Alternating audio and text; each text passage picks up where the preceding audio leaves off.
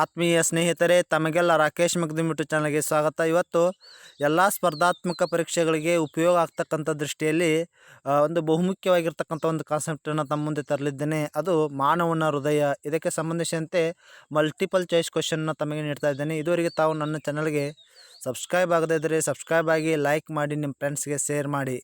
ಈಗ ನೇರವಾಗಿ general science topic ಆದಂಥ ಹ್ಯೂಮನ್ ಹಾರ್ಟ್ಸ್ಗೆ ಸಂಬಂಧಿಸಿದಂತೆ ಮೊದಲನೇ ಕ್ವಶನ್, ಬಯಾಲಜಿ ಕ್ವಶನ್ ನೋಡೋಣ.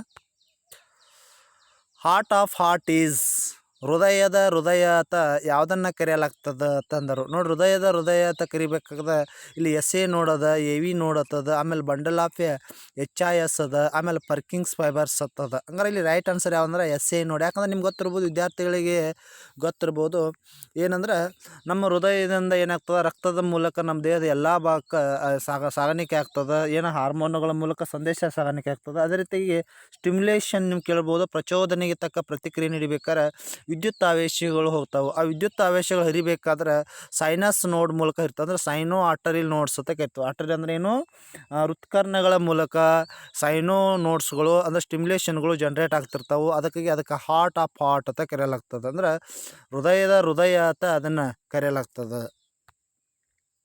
ಇನ್ನು second question, which of the following has the thickest wall. ಹೃದಯದಲ್ಲಿ ಏನದಾರ ಭಾಗವನ್ನು ಕೊಡಲಾಗಿದೆ. ಇಲ್ಲಿ right ventricles, left ventricles, right ಆರ್ಟಿಯಮ್, ಆಮೇಲೆ ಲೆಫ್ಟ್ ಆರ್ಟಿಯಮ್. ಅಂದ್ರೆ ಬಲ ಹೃತ್ಕಕ್ಷಿ, ಎಡ ಹೃತ್ಕಕ್ಷಿ, ಬಲ ಹೃತ್ಕರ್ಣ, ಎಡ ಹೃತ್ಕರ್ಣ ಅಂತ ಆಪ್ಷನ್ಗಳನ್ನು ಕೊಡಲಾಗಿದೆ. ಇದರಲ್ಲಿ ಅತಿ ಹೆಚ್ಚು ಬಲಿಷ್ಠವಾಗಿರ್ತಕ್ಕಂಥ ದಪ್ಪದಾದ ಕೋಶಭಿತ್ತಿಯನ್ನು ಹೊಂದಿರತಕ್ಕಂಥದ್ದು ಯಾವುದು ಕೋಣೆ ಇರ್ತದೆ ಅಂತ ಕೇಳಿದರು. ಅದಕ್ಕೆ ರೈಟ್ ಆನ್ಸರ್ ಲೆಫ್ಟ್ ವೆಂಟ್ರಿಕಲ್.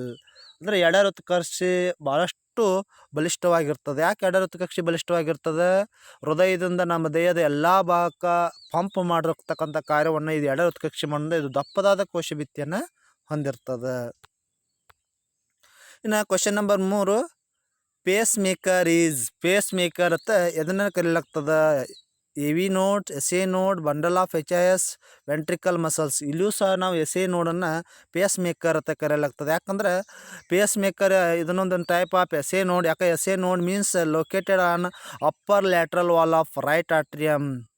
ಅಂದ್ರೆ ಬಲ ಹೃತ್ಕರ್ಣದ ಏನಿರ್ತದೆ, ಬಲ ಹೃತ್ಕರ್ಣದ ಮೇಲ್ಭಾಗದಲ್ಲಿ ಲ್ಯಾಟ್ರಲ್ ಆಗಿ ಪಾರ್ಶ್ವ ಬದಿಯಲ್ಲಿ ಏನಿರ್ತದೆ, ಇದು ಕೋಶ ಭಿತ್ತಿ ಇರ್ತದೆ. ಅದಕ್ಕಾಗಿ ಇದು ಎಸ್ ಎ ನೋಡ್ ಅಂತ ಇದನ್ನು ಕರೀತಿಲ್ಲ. ಯಾಕಂದ್ರೆ ಪೇಸ್ ಮೇಕರ್ ಅಂತ ಇದನ್ನು ನಾವು ಕರೆಯಲಾಗ್ತದೆ. ಇನ್ನು S A node is located in. S A node ಎಲ್ಲಿ ಕಂಡು ಬರ್ತದೆ?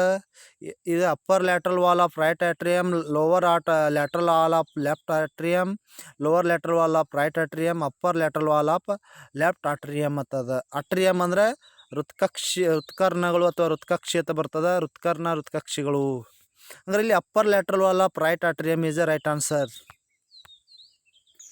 ಇನ್ನು blood enters in the heart because of muscles of. ನೋಡ್ರಿ, ನಮ್ಮ ಹೃದಯದ ಮೂಲಕ ರಕ್ತ ಎಂಟರ್ಸ್ ಆಗ್ತದೆ. Blood enters into the heart. ಹೃದಯಕ್ಕೆ ರಕ್ತ ಸಂಚಾರ ಆಗೈತೆ ಅಂದ್ರೆ ಅಲ್ಲಿ ಏನಾಗ್ತದೆ? ಬಿಕಾಸ್ ಆಫ್ ಮಸಲ್ ಆಫ್ ಆರ್ಟಿಯ ರಿಲ್ಯಾಕ್ಸ್. ಆರ್ಟಿ ಅಂದರೆ ಹೃತ್ಕರ್ಣಗಳು ಏನಾಗ್ತದೆ?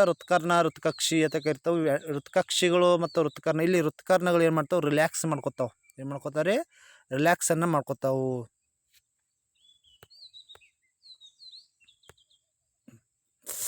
Next, opening of the right atrium into the right ventricles is guarded by mitral valves and ಟ್ರೈಫ್ರಸಮ್ ವಾಲ್ಸ್ ಆ್ಯಂಡ್ ಬೈ ಕಪ್ಸ್ಯೂಡ್ valves and arterial semilunar valve ಅಂತ ಕರೆಯಲಾಗ್ತದೆ. ಹಂಗಾರೆ ಇಲ್ಲಿ ಮೈಟ್ರಿಯಲ್ ವಾಲ್ಸ್ ಅಂದರೆ ಏನು? ಮೇಲ್ಭಾಗದಲ್ಲಿರ್ತಕ್ಕಂಥದ್ದು ಒಂದೇ ಒಂದು ವಾಲ್ ಇರ್ತದೆ. ಆಮೇಲೆ ಟ್ರೈ ಕ್ಯಾಪ್ಸುಲ್ ವಾಲ್ ಅಂದ್ರೆ 3 ತ್ರಿದಳ ಕವಾಟ ಅಂತ ಕರೆಯಲಾಗ್ತದೆ. ಬೈ ಕ್ಯಾಪ್ಸ್ಯೂಡ್ ವಾಲ್ ಅಂದ್ರೆ ದ್ವಿದಳ ಕವಾಟ. ಆರ್ಟಿಕಲ್ ಸೆಮ್ಯುಲಾರ್ ವಾಲ್ಸ್ ಅಂದ್ರೆ ಹೃದಯದ ಅತ್ಯಂತ ದೊಡ್ಡ ಭಾಗದಲ್ಲಿ ಕಂಡು ಬರ್ತಕ್ಕಂಥ ವಾಲು. ಹಂಗಾರೆ ಇಲ್ಲಿ ಕ್ವಶನ್ ಏನದ? ರೈಟ್ ಆಟ್ರಿಯಮ್ನಿಂದ ರೈಟ್ ವೆಂಟ್ರಿಕಲ್ಸ್ಗೆ ಹೋಗ್ತಕ್ಕಂಥದ್ದು, ಬಲ ಹೃತ್ಕರ್ಣದಿಂದ ಬಲ ಹೃತ್ಕಕ್ಷಿಗೆ ತಳ್ಳಲ್ಪಡ್ತಕ್ಕಂಥದ್ದು ಯಾವುದು? ಟ್ರೈ ಕ್ಯಾಪ್ಸುಡಮ್ ವಾಲ್ಸ್ ಅಂತ ಕರೆಯಲಾಗ್ತದೆ. ಇನ್ನು ನೆಕ್ಸ್ಟ್ ಕ್ವಶನ್ಗೆ ಹೋಗೋಣ. Next question, the heart receives oxygenated blood from. ನಮ್ಮ ಹೃದಯ ಆಕ್ಸಿಜನ್ ಬ್ಲಡ್ ಅಂದ್ರೆ ಏನಕ್ಕೆ ಕೇಳಲಾಗಿದೆ ಅಂದ್ರೆ ಆಮ್ಲಜನಕ ಸಹಿತ ರಕ್ತವನ್ನು ಹೃದಯ ಎಲ್ಲಿಂದ ರಿಸೀವ್ ಮಾಡ್ಕೊತದ ಕೇಳಲಾಗಿದೆ.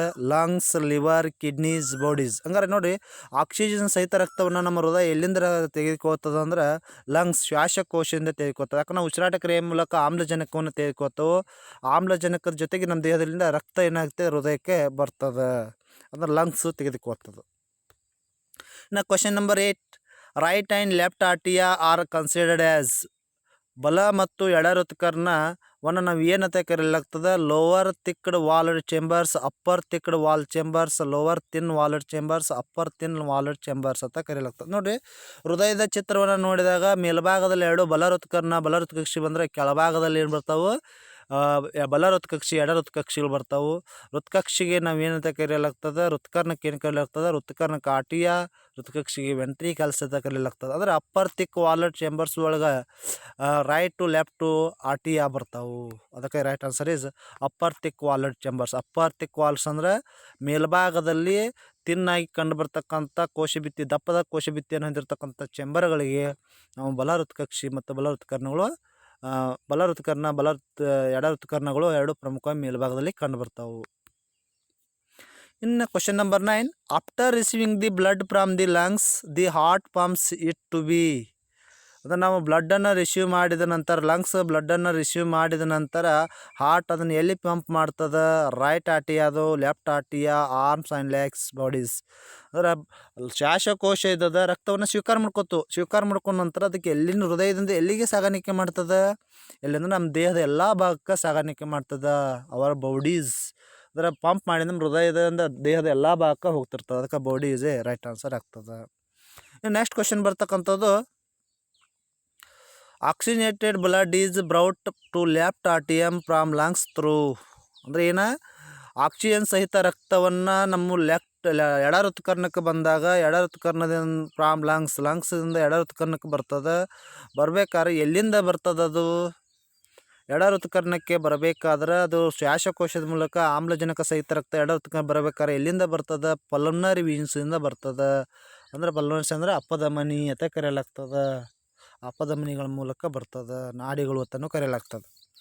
ಇನ್ನು ವೈಟ್ ಬ್ಲಡ್ ಸೆಲ್ಸ್ ಆ್ಯಕ್ಟ್ಸ್, ಬಿಳಿ ರಕ್ತ ಕಣಗಳನ್ನು ನಾವು ಏನಂತ ಕರೆಯಲಾಗ್ತದೆ? As a defence of against infections, as source of energy for clotting blood and as medium for oxygenated transport from the lungs to tissues. ಅಂದರೆ ಡಿಫೆನ್ಸ್ ಅಗ್ನೆಸ್ಟ್ ಇನ್ಫೆಕ್ಷನ್ ಮೂಲಕ ಹೋರಾಡ್ತಕ್ಕಂಥ ಒಂದು ಸಾಮರ್ಥ್ಯ ಇರ್ತದೆ ಅದಕ್ಕೆ. ಆಮೇಲೆ ಸೋರ್ಸ್ ಆಫ್ ಎನರ್ಜಿ, ಶಕ್ತಿ ಆಕಾರ, ಬ್ಲಡ್ ಕ್ಲಾಟಿಂಗು, ಅದು ರಕ್ತ ಹೆಪ್ಪುಗಟ್ಟುವಿಕೆ ಕ್ರಿಯೆ, as A medium for oxygen transport, oxygen transport ಮಾಡ್ತದೆ ಲಂಗ್ಸಿಂದ ಅಂಗಾಂಶಗಳಿಗೆ, ಟಿಶ್ಯೂಸ್ಗೆ. ಇದೇನು ಮಾಡ್ತದಂದ್ರೆ ಡಿಫೆನ್ಸ್ ಅಗ್ನೆಸ್ಟ್ ಇನ್ಫೆಕ್ಷನ್, ರೋಗಾಣುಗಳ ವಿರುದ್ಧ ಹೋರಾಡ್ತಕ್ಕಂಥದ್ದು ಯಾವುದಂದ್ರೆ ಬಿಳಿ ರಕ್ತ ಕಣಗಳು. ಯಾಕೆ ಮನುಷ್ಯನಿಗೆ ರೋಗ ನಿರೋಧಕ ಶಕ್ತಿಯನ್ನು ಹೆಚ್ಚು ಮಾಡೋದನ್ನೇ ಯಾವುದು? ಬಿಳಿ ರಕ್ತ ಕಣಗಳು. ಅದಕ್ಕೆ soldier of the our body ಅಂತ ಇದನ್ನು ಕರೆಯಲಾಗ್ತದೆ. In which one of the following is extra blood storage and its release when shortage occurs ಅಂತ ಹೇಳಿದ್ರು? Adrenal gland, pancreas, spleen, thyroid gland. Right answer ಏನು ಇದ್ರದ್ದು? ಫ್ಲೆಂಜ್. ಅಂದರೆ ಇದರ ಅರ್ಥ ಏನು? ಎಕ್ಸ್ಟ್ರಾ ಬ್ಲಡ್ ಸ್ಟೋರೇಜ್, ತನ್ನಲ್ಲಿ ಎಕ್ಸ್ಟ್ರಾ ಬ್ಲಡ್ಡನ್ನು ಸ್ಟೋರೇಜ್ ಮಾಡ್ಕೊತದೆ. ಆಮೇಲೆ ಅದನ್ನು ಯಾವಾಗ ಅವಶ್ಯಕತೆ ಇದ್ದಾಗ ಅದನ್ನು ರಿಲೀಸ್ ಮಾಡ್ತದೆ. ಶಾರ್ಟ್ ಇದ್ದಾಗ ಅದನ್ನು ರಿಲೀಸ್ ಮಾಡ್ಕೊತದೆ. ಅದು ಯಾವುದು? ಅದು ಫ್ಲೆಂಜ್, ಅದರ ಗುಲ್ಮ ಅಂತ ಕರೆಯಲಾಗ್ತದೆ.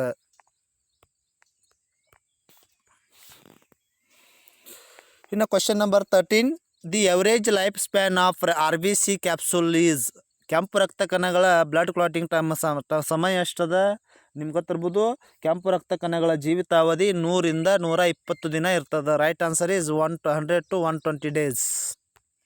Next question 14, from which one of the following chambers of human hearts is the oxygenated blood pumped in to the aorta ಅಂತ ಕರೆಯಲಾಗ್ತದೆ? ಅಂದರೆ ಅಯೋಟಾದ ಮೂಲಕ ಆಮ್ಲಜನಕ ಸಹಿತ ರಕ್ತವನ್ನು ಸಾಗಾಣಿಕೆ ಮಾಡ್ಬೇಕಾದ್ರೆ ಯಾವ ಚೇಂಬರ್ಸ್, ಯಾವ ಕೋಣೆಗಳ, ಹೃದಯದ ಯಾವ ಕೋಣೆಗಳ ಮೂಲಕ ವರ್ಗಾವಣೆ ಆಗ್ತದೆ? Right atrium, right ventricles, left atrium, left ventricles. ಬಲ ಹೃತ್ಕರ್ಣ, ಬಲ ಹೃತ್ಕಕ್ಷಿ, ಎಡ ಹೃತ್ಕರ್ಣ, ಎಡ ಹೃತ್ಕಕ್ಷಿ. ಅದಕ್ಕೆ ಎಲ್ಲಿಂದ ವರ್ಗಾವಣೆ ಆಗ್ತದೆ? ಲೆಫ್ಟ್ ವೆಂಟ್ರಿಕಲ್, ಎಡ ಹೃತ್ಕಕ್ಷಿಯಿಂದ ಯಾವಾಗಲೂ ಅಯೋಟದ ಮೂಲಕ ದೇಹದ ಎಲ್ಲ ಭಾಗ ವರ್ಗಾವಣೆ ಆಗ್ತದೆ. ಈಗಾಗಲೇ ಇದು ಬಂದಿದ್ದ ಕ್ವಶನು. ಇನ್ನು ಇದೇ ರೀತಿಯಾಗಿ the radius of the blood vessels of person decreases his her blood pressure will be. ಅಂದರೆ radius of the blood vessels radius ಏನದ ಕಡಿಮೆ ಆಯ್ತು, ರಕ್ತನಾಳಗಳ ಜಾಲ ಏನಿರ್ತದಲ್ಲ ರಕ್ತನಾಳಗಳ ಜಾಲ ಕಿರಿದಾಗ್ತದ್ರೆ ಬ್ಲಡ್ ಪ್ರೆಷರ್ ಏನಾಗ್ತದೆ ಹೆಚ್ಚಾಗ್ತದನ್ನು ಕಡಿಮೆ ಆಗ್ತದೆ, ದಟ್ ಈಸ್ ಇನ್ಕ್ರೀಸ್ ಆಗ್ತದೆ. ಯಾಕೆ ರಕ್ತನಾಳ ಕಿರಿದಾದಾಗ ಬ್ಲಡ್ ಪ್ರೆಷರ್ ಬಿ ಪಿ ಹೆಚ್ಚಾಗ್ತದೆ, ಬಿ ಪಿ ಇಸ್ ಇನ್ಕ್ರೀಸಸ್. ಇನ್ನು mineral impurities in the blood are removed by ರಕ್ತದಲ್ಲಿರ್ತಕ್ಕಂಥ ಅಶುದ್ಧತೆಗಳನ್ನು ತೆಗಿತಕ್ಕಂಥದ್ದು ಯಾವ್ದು ಮಾಡ್ತೀರಿ, blood is purified by kidney ಮಾಡ್ತದೆ. Right is answer is kidney is a right answer. Next question, the P H of human blood is ಮಾನವನ ರಕ್ತದ P H ಮಟ್ಟ physical constant of hydrogen ಎಷ್ಟು ಇರ್ತದೆ, 7.4 ಇರ್ತದೆ. ಯಾಕಂದ್ರೆ ಆಮ್ಲೀಯತೆ ಮತ್ತು ಪ್ರತ್ಯಾಮ್ಲತೆ ಮತ್ತು ಲವಣಗಳ ಸಾಮರ್ಥ್ಯವನ್ನು ಅಳೆಯೋದು ಯಾವುದು, ಅದು ಪಿ ಎಚ್ ಮಟ್ಟ ಅಳಿತದೆ. Next question number 18, in the human body R B C are produced in. ನಮ್ಮ ದೇಹದಲ್ಲಿ ಕೆಂಪು ರಕ್ತ ಕಣಗಳು ಎಲ್ಲಿ ಹುಟ್ಟುತ್ತಾವು, liver, voluntary muscles, pancreas, bone marrow. Right answer is a bone marrow. ಯಾಕಂದ್ರೆ ಅಸ್ಥಿ ಮಜ್ಜೆ ಕೆಂಪು ರಕ್ತ ಕಣಗಳನ್ನ ತಯಾರು ಮಾಡ್ತದೆ, ಅದಕ್ಕೆ ಬೋನ್ ಮ್ಯಾರೋ ಅಂತ ಕರೆಯಲಾಗ್ತದೆ.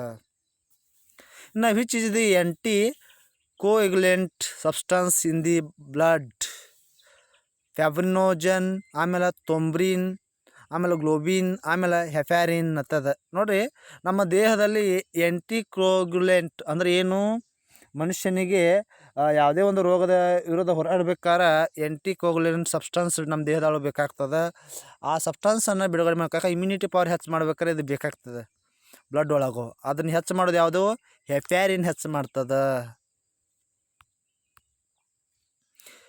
When a child is born what happens to be blood circulation. ಅದೇ ತಾನೇ ಹುಟ್ಟಿರ್ತಕ್ಕಂಥ ಮಗುವಿಂದು ಬ್ಲಡ್ ಸರ್ಕ್ಯುಲೇಷನ್ ಯಾವ ರೀತಿ ಇರ್ತದೆ, its blood flows from the first time, it blood reverse to the flow through the heart, a blood cheeses pass from the one artery to other, blood enters waste from the first time. ಇಲ್ಲಿ its blood carriage waste from the first time. Blood ಏನು ಮಾಡುತ್ತಂದ್ರೆ ಶರೀರದಿಂದ ತ್ಯಾಜ್ಯ ಪದಾರ್ಥಗಳನ್ನ, waste ಪದಾರ್ಥಗಳನ್ನ ಮೊದಲ ಬಾರಿಗೆ ಮಗು ಹುಟ್ಟಿದ ತಕ್ಷಣ ಅದು ಹೀರ್ಕೊತದ, ಕ್ಯಾರಿ ಮಾಡ್ಕೊತದ. ಯಾಕಂದ್ರೆ ಮಗುವಿನಲ್ಲಿ ಹಲವಾರು ವೇಸ್ಟ್ ಇರ್ತದೆ, ಅದನ್ನು ಮೊದಲು ಕ್ಯಾರಿ ಮಾಡ್ಕೊತದ. What is the approximate time required for heart beat. ಹೃದಯ ಬಡಿತಾ ಆಗ್ಬೇಕಾದ್ರೆ ಎಷ್ಟು ಸಮಯ ತೆಗೆದುಕೊತದ, ಅಂದಾಜಾಗಿ ಹಾರ್ಟ್ ಬೀಟ್ ಆಗ್ಬೇಕಾದ್ರೆ ಎಷ್ಟು ಸೆಕೆಂಡ್ ತೆಗೆದುಕೊತದ, 0.8 ಸೆಕೆಂಡ್ ತೆಗೆದುಕೊಳ್ತದೆ. Right answer is 0.8 second. Next question, ventricles are related to. Ventricles ಎದಕ್ಕೆ ಸಂಬಂಧಿಸಿದಂಥವು, heart only, brain only, both A and B, none of these. Both A and B. ಯಾಕೆ ಹಾರ್ಟ್ಗೂ ಬೇಕು ಮತ್ತು ಬ್ರೇನ್ಗೂ ಎರಡಕ್ಕೂ ವೆಂಟ್ರಿಕಲ್ಸ್ ರಿಲೇಟೆಡ್ ಅದಾವು, ಕನೆಕ್ಷನ್ ಅದ, ಅದಕ್ಕೆ ಬೋತ್ ಎ ಆ್ಯಂಡ್ ಬಿ. ಇನ್ನು common fat to cause heart attacks. ನಮ್ಮ ದೇಹದಲ್ಲಿ ಯಾವ ಕೊಬ್ಬಿನ ಪದಾರ್ಥ, ಯಾವ ಸಾಮಾನ್ಯ ಕೊಬ್ಬಿನ ಪದಾರ್ಥ ಹಾರ್ಟ್ ಅಟ್ಯಾಕ್ ಕಾರಣ ಆಗ್ತದೆ, ಹೃದಯಕ್ಕೆ ಹಾರ್ಟ್ ಅಟ್ಯಾಕ್ ಆಗ್ತದಲ್ಲ, ಅದಕ್ಕೆ ಕಾರಣ ಏನು, ಅದ್ಯಾವಂದ್ರೆ ಚಿಲೋಸ್ಟಿರಾಲ್ ಎಂಬ ಕೊಬ್ಬಿನ ಅದಕ್ಕೆ ಕಾರಣ. ಅದಕ್ಕೆ cholesterol is a right answer ಆಗಿರ್ತದೆ. ನೆಕ್ಸ್ಟ್ ಬರೋದು, due to short distance between the lungs and the heart, the wall of the right ventricles are. ಅಂದ್ರೆ ಕಡಿಮೆ ಡಿಸ್ಟೆನ್ಸ್ ಇರ್ತದೆ ಲಂಗ್ಸ್ಗೆ ಮತ್ತು ಹಾರ್ಟ್ಗೆ, ಕಡಿಮೆ ಡಿಸ್ಟೆನ್ಸ್ ಇರ್ತದೆ. ಆಮೇಲೆ ವಾಲ್ಸ್ ಆಫ್ ರೈಟ್ ವೆಂಟ್ರಿಕಲ್ಸ್ ಏನು ಮಾಡ್ತಾವು, thicker than the left ventricles, thinner than the left ಆರ್ಟಿಯಮ್, ಥಿಕ್ಕರ್ ದ್ಯಾನ್ ದಿ ರೈಟ್ ಆರ್ಟಿಯಮ್, thinner than the left ventricles. ಅಂದ್ರೆ ಏನಂತಾರೆ ಅಂದ್ರೆ, ಹೃದಯ ಲಂಗ್ಸ್ಕದಲ್ಲಿರ್ತಕ್ಕಂಥ ಹಾರ್ಟು, ರೈಟ್ ವೆಂಟ್ರಿಕಲ್ಸ್ ಹಾರ್ಟ್ ಏನಾಗಿರ್ತದೆ ಅದಕ್ಕಿಂತ ದೊಡ್ಡದಿರ್ತದೆ, ಅದಕ್ಕೆ ಲೆಫ್ಟ್ ವೆಂಟ್ರಿಕಲ್ಗಿಂತ ಥಿನ್ನರ್ ಇರ್ತದೆ.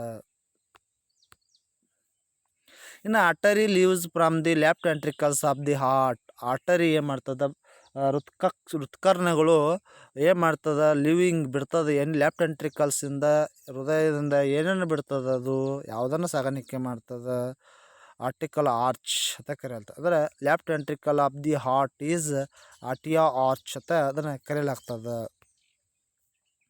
ಇನ್ನು oxygen and food substance are provided to the heart through.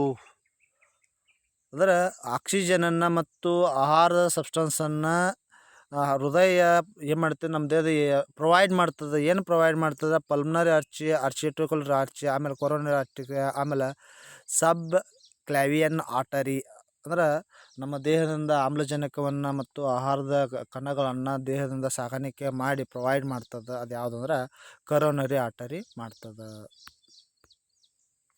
ಇನ್ನು blood from various part of the body is return to the ಹೃದಯದಿಂದ ಏನಾಗ್ತದೆ ಬ್ಲಡ್ ಒಂದು ದೇಹಕ್ಕೆ ಬರಬೇಕಾದ್ರೆ ಎಲ್ಲಿ ಬರ್ತದೆ, ರೈಟ್ ಎಂಟ್ರಿಕಲ್ ಬರ್ತದೆ ಅಥವಾ ರೈಟ್ ಆರ್ಟಿಯಮ್ ಬರ್ತದೆ, ಲೆಫ್ಟ್ ಎಂಟ್ರಿಕಲ್ಲು ಲೆಫ್ಟ್ ಆರ್ಟಿಯಮ್ ಬರ್ತದೆ ಅಂದಾಗ ಇದು ರೈಟ್ ಆರ್ಟ್ರಿಯಮ್ ಬರ್ತದೆ. ಬಲ ಹೃತ್ಕರ್ಣಕ್ಕೆ ಹೃದಯದಿಂದ ರಕ್ತ ಬರ್ತದೆ. ನಂತರ ಹಾರ್ಟ್ಸ್ ವೇಟ್ಸ್ ನೋಡಿ, ಹೃದಯದ ವೇಟ್ ಎಷ್ಟಿರ್ತದೆ ಅಂದಾಜಾಗಿ 2 pounds, under 2 pounds, 3 pounds and 1 pounds. ನಮ್ಮ ಬಲ ಮುಷ್ಟಿ ಎಷ್ಟಿರ್ತದೆ ಅಥವಾ ಎಡಮುಟ್ಟೆ ನಮ್ಮ ಎಡಗೈಲಿರ್ತಕ್ಕಂಥ ಮುಷ್ಟಿ ಎಷ್ಟದ ಲಾಸ್ಟ್ ಇರ್ತದೆ ಅಂತ ಹೇಳ್ತಾರೆ, ಅಂಡರ್ 8 pound ಇರ್ತದೆ. ಎಷ್ಟಿರ್ತದೆ ಅದು under 8 pound is a right answer. Next 29, what is the endocardium? Endocardium means, endocardium ಅಂದ್ರೇನು? It is a lining of heart of outside, it is a lining of heart of insides, both A and B, none of these answer ಅದ. ಅಂದ್ರೆ it is answer is a lining of heart on the inside. ಹೃದಯದ ಒಳಭಾಗದಲ್ಲಿ ಇರ್ತಕ್ಕಂಥ line ಏನು ಇರ್ತಾವಲ್ಲ ಅದಕ್ಕೆ ಎಂಡೋಕಾರ್ಡಿಯಮ್ ಅಂತ ಕರೀಲಾಗ್ತದೆ. ಇನ್ನು how many chambers are there in human hearts? ಹೃದಯದಲ್ಲಿ ಎಷ್ಟು ಕೋಣೆಗಳಿರ್ತಾವೆ? 4 ಕೋಣೆಗಳಿರ್ತಾವೆ. ಯಾಕಂದ್ರೆ ಬಲ ಹೃತ್ಕರ್ಣ, ಬಲ ಹೃತ್ಕಕ್ಷಿ, ಎಡ ಹೃತ್ಕರ್ಣ, ಎಡ ಹೃತ್ಕಕ್ಷಿ, right atrium, left atrium, left ventricles, right ventricles. ಇನ್ನು 31, what are the 2 top chambers called? 2 ಮೇಲಿನ ಟಾಪ್ ಚೇಂಬರ್ಸ್ಗೆ ಏನಂತ ಕರಿತಾವೆ? Left ಆಟ್ರಿಯಮ್, right atrium. ಅದಕ್ಕೆ both A and B is a right answer. E is a right answer. ಬಲ ಹೃತ್ಕರ್ಣ, ಬಲ ಹೃತ್ಕಕ್ಷಿಗಳು, ಬಲ ಹೃತ್ಕರ್ಣ, ಎಡ ಹೃತ್ಕರ್ಣಗಳು ಇರ್ತಾವೆ. How many miles of blood vessels do you have our bodies? ನಮ್ಮ ದೇಹದಲ್ಲಿ ರಕ್ತನಾಳಗಳ ಉದ್ದ ಎಷ್ಟಿರ್ತದೆ, ಎಷ್ಟು ಮೈಲ್ಸ್ ಇರ್ತದೆ? ಅಂದಾಜಾಗಿ ಅದು 60,000 ಮೈಲ್ಸ್ ಇರ್ತದೆ. 60,000 ಮೈಲ್ಸ್ ಅಂದಾಜಾಗಿ ಇರ್ತದೆ. Which aorta brings blood to the lungs?